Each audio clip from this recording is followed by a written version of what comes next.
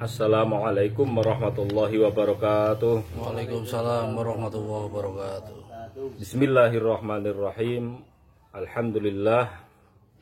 Wassalatu wassalamu ala rasulillah Sayyidina Muhammad ibn Abdillah wa ala alihi wa sahbihi wa man walah amma ba'd. Pemirsa Puton TV yang kami muliakan, mudah-mudahan hidayah petunjuk Allah tetap untuk kita sekalian. Allahumma amin. Di siang hari ini kami akan menyajikan sebuah kajian yang sudah banyak didengar oleh khalayak kaum muslimin tentang sebuah riwayat yang berbunyi kullu bid'atin dolalah. Setiap bid'ah itu tersesat. Yang itu diterjemahkan dan diartikan oleh banyakan ulama dengan berbagai arti dan permasalahan, bahwa setiap perilaku yang tidak dilakukan oleh Rasulullah dan sekarang dilakukan itu hukumnya bid'ah itu secara bahasa. Dan setiap bid'ah itu dolalah. Setiap dolalatin finnar, setiap dolalah itu tersesat. Pemirsa Puton TV, bila kita mengkaji riwayat ini, semua dari aliran yang dianut oleh kaum muslimin, khususnya di Indonesia, maka dalam membahas dan mengartikan hanya masih di wilayah fikih. Sehingga yang dibahas kunut, ziarah kubur, manakipan, maulidan, dan lain-lain. Karena peringatan maulid juga tidak dilakukan oleh Rasulullah. Manakib juga nggak ada itu di masa Rasulullah, dan lain sebagainya. Dan itu menjadi perdebatan yang hangat sampai sekarang tidak ada selesai-selesainya. Bahkan perdebatan ini menjadi tambahnya jarak persaudaraan antar kaum muslimin, muslimat. Karena yang sana mengatakan bid'ah, yang sini tidak apa-apa. Karena bid'ah ada yang hasanah, ada yang dolalah. Sebenarnya itu semua tidak ada pengaruhnya di wilayah agama. Hanya akan memecah belah di wilayah kaum muslimin. Justru hadis ini yang paling ditujukan. Dari murad hadis ini bukan di wilayah fikih, tapi di wilayah akidah. Kalau wilayah fikih itu tidak sampai berefek dolal, tidak sampai berefek sesat. Karena wilayah fikih, dan fikih diciptakan dalam menerjemahkan sebuah syariat, itu memang harus beda. Karena tidak mampu, tidak ada keterangan di Al-Quran, tidak ada keterangan yang detail di wilayah sunnah, maka ulama di dalam memberikan arti pemahaman tentang suatu hal pasti disesuaikan dengan kemampuan ulama itu sendiri, disesuaikan dengan tempatnya, keadaannya. Dan satu keadaan dengan keadaan yang lain pasti tidak sama, tempat satu dengan tempat yang lain juga tidak sama. Permasalahan yang satu dengan yang lain tidak sama. Pemahaman satu dengan yang lain tentunya tidak sama. Maka setiap hal yang diputuskan fikih pasti berbeda. Sehingga ada prestasi dalam sebuah riwayat, siapa yang mau berijtihad, ternyata ijtihadnya itu benar, maka mendapat sebuah prestasi dua. Satu, telah berani berijtihad untuk memberikan pencerahan pada umat. Yang kedua adalah prestasi benar atas ijtihadnya. Tapi kalau berijtihad ternyata kebenarannya adalah salah, itu pun masih mendapat prestasi satu. Yaitu apa? Prestasi sebagai keberaniannya seorang ulama dalam usaha memberi pencerahan pada umat. Ini wilayah fikih. Dan tidak ada hubungannya dolal atau tidak. Makanya yang diserukan oleh para ulama-ulama Wahabi dan lain-lain yang selalu senang dengan bid'ah-bid'ah itu, dan ditanggapi juga dengan dalil-dalil oleh ulama NU, itu sebenarnya nggak nyambung di permasalahan umat ini. Itu hanya akan menambahkan pecah belah. Maka di Futon TV akan kami sampaikan pada pemirsa dan kaum muslimin bahwa yang bahaya yang dimaksudkan oleh baginda Rasulullah SAW itu dolal di wilayah akidah. Apa yang tidak dilakukan oleh Rasulullah di wilayah akidah kok sampai dilakukan, apalagi jelas pelanggarannya pada Al-Quran, itu namanya dolal resikonya. Dolal itu tersesat. Kalau fikih tersesat kemana? Nggak kemana-mana. Tapi kalau sudah bid'ah di wilayah akidah, benar-benar tersesat. Contoh ya, yang sering kami contohkan tentang masalah sukma itu, bahwa orang manakiban dalam hal niat aslinya mursyid menulis manakib itu untuk mengenang gurunya, agar mendekatkan wilayah rohani murid kepada guru-gurunya. Dan itu sangat bagus, bentuk cintanya murid pada gurunya, bentuk cintanya umat pada ulamanya. Karena dengan menyebut sejarah-sejarah orang soleh masa lalu, kita akan muncul kesemangatan untuk meniru perilaku para orang soleh. Itu kan bagus, namanya manaqib. Dan itu dalil realnya adalah Al-Quran banyak menceritakan tentang nabi-nabi terdahulu. Itu kan dalil jelasnya. Tapi wilayah bid'ahnya di mana? Ketika menggunakan manaqib untuk hajat-hajat tertentu. Ya kan? Mau mengadakan asma pada banser misalnya, pada garda-garda bangsa dan lain-lainnya, garda dari yang lain. Wah, istighosah, mengasma air, mengasma penambut dan lain sebagainya. Kemudian ditutup dengan manaqib. Itu. Ya, manaqib bukan untuk mengenang orang soleh, tapi manaqib untuk mendukung sebuah penyalahgunaan asma. Ziarah kubur mestinya mengingat mati. Itu bagus. Tapi disalahgunakan bid'ahnya di mana? Di wilayah akidah, ziarah kubur untuk kesuksesan. Malah nggak ingat mati, malah mengingat hidup. Dengan aurat-aurat tertentu tapa di makom-makom. Nah, ini sangat bahaya. Ini namanya bid'ah. Jadi kaum muslimin ini belum pernah disampaikan oleh ulama manapun tentang membahas bid'ah, hanya wilayah fikih terus. Yang paling diprihatinkan oleh Anbiya wal Mursalin itu bukan fikih. Yang paling diprihatinkan oleh para nabi itu bukan fikih para ulama. Yang paling diperhatikan oleh Rasulullah kenapa diutus ke bumi ini adalah untuk menanamkan akidah yang benar. Akidah yang tidak menyekutukan Allah. Maka jika ada perilaku-perilaku bid'ah yang tidak dilakukan oleh Rasulullah di masa itu yang menyangkut dengan akidah, itu pasti risikonya adalah dolal atau tersesat. Tersesatnya di wilayah mana? Kita pernah dengar ya syair-syair dari NU itu, dari Gus Dur ya. Ora kesasar roh lan sukmane. Kalau ada kesalahan bid'ah di wilayah akidah, ya resikonya kesasar roh lan sukmane.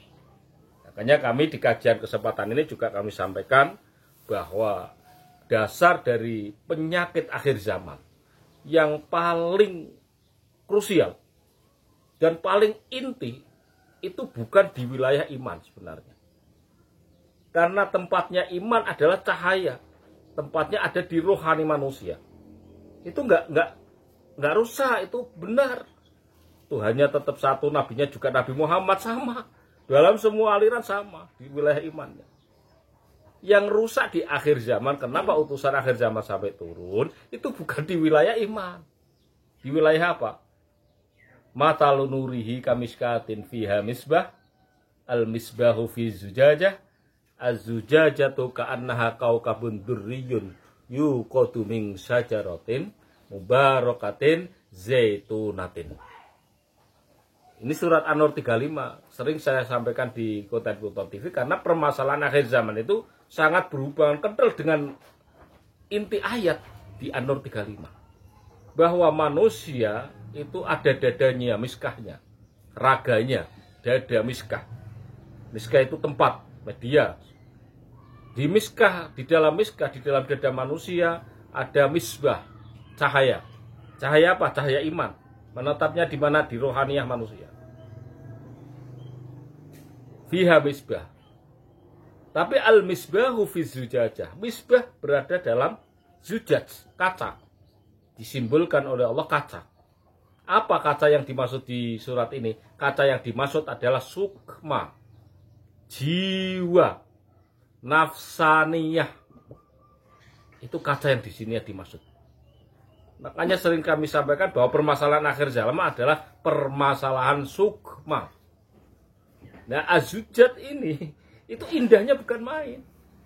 Azujat indahnya ka'annaha kaukabun durriyun. Bahwa keindahan zujat, keindahan sukma manusia itu bagaikan bintang yang bergemerlapan. Makanya sukma manusia sangat disukai oleh siluman, iblis, jin. Untuk apa? Untuk kekuatan dia, untuk energi dia. Orang sakti dibantu oleh Bolokiwo, jin demit siluman. Lah terus kesaktiannya dari mana? Ya kalau ada tumbal sukma. Semakin ada tumbal sukma 1 makin sakti, 2 makin sakti. Ya kan? Orang kaya juga gitu, orang kaya supaya makin kaya gimana? Ya banyak tumbalnya. Cuman bedanya gini para pemirsa Putra TV. Kalau orang kaya yang pemuja itu tumbalnya orang yang disayang. Ibunya, istrinya, anaknya, dan nggak milih. Yang milih itu demitnya. Tapi beda kalau kesaktian. Kalau tumbal kesaktian malah kebalikannya. Yang jadi tumbal adalah orang yang membencinya. Yang jadi tumbal adalah musuh-musuhnya. Makanya orang yang belajar kesaktian identiknya selalu ditemukan dengan musuh-musuh. Kenapa sih kalau jadi kesaktian kok mesti ada musuhnya? Ya memang ditemukan, kalau nggak ada musuhnya, kodamnya mau makan apa? Jadi selalu ditemukan, digiring musuh-musuhnya untuk membuktikan kesaktiannya. Yang jadi tumbal, ya yang jadi korban itu sendiri, nanti sukmanya menjadi bahan kekuatan dari iblis-iblis dan jin yang menjadi khodam kekuatan panjenengan sedoyo. Makanya saya sangat ironis, ini akhir zaman baru dibuka masalahnya.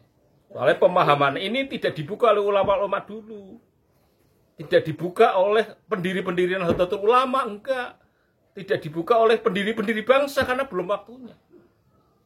Justru dengan kesaktian mereka bangga. Coba kalau kita lihat ada riwayat hadis ya, riwayat atharus sahabat, ada mereka sama sakti itu? Enggak ada.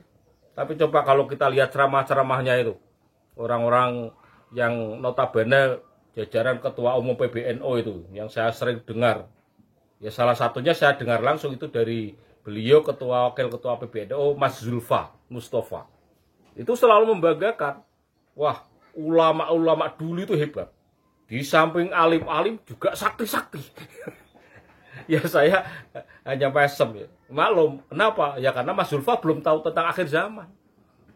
Jadi jajaran ulama PBNU rata-rata belum mau mengkaji ke situ. Belum mau dan tidak mau tahu. Karena dia duduk di wilayah nyaman, di atas akar rumput di Nahdlatul Ulama. Sehingga dia kurang di dalam membaca, di dalam basirun bi ali zamanah, tentang harus apa yang dilakukan sebagai seorang ulama yang ada di PBNU untuk nasib umat ini. Dan gejala apa yang akan terjadi di umat ini, mereka nggak tahu di PBNU.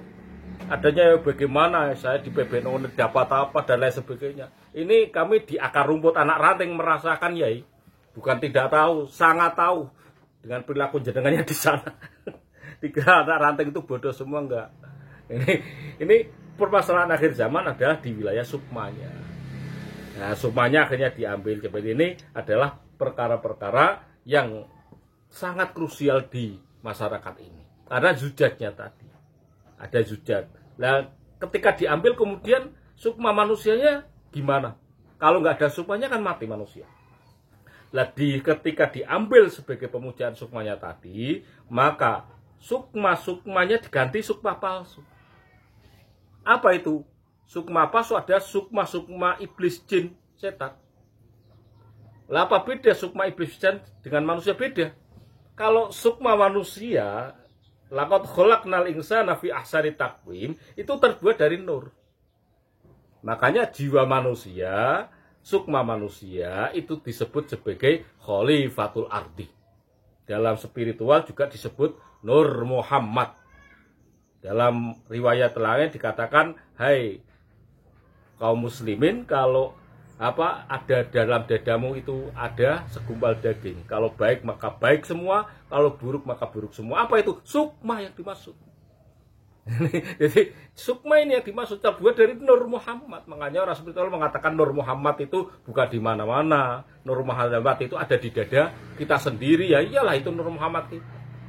Nur Muhammad sejatinya yang menjadi sentral dari alam ya ada, namanya sukma sejati Rasulullah Muhammad Sallallahu Alaihi Wasallam yang dulu bertempat di dada seorang yang bernama Muhammad bin Abdillah, yang sekarang jiwa ini terlahir kembali atas keputusan Allah, yang sekarang berada di dada sang kinasih ataupun orang yang dipilih sebagai utusan akhir zaman di jagat ini.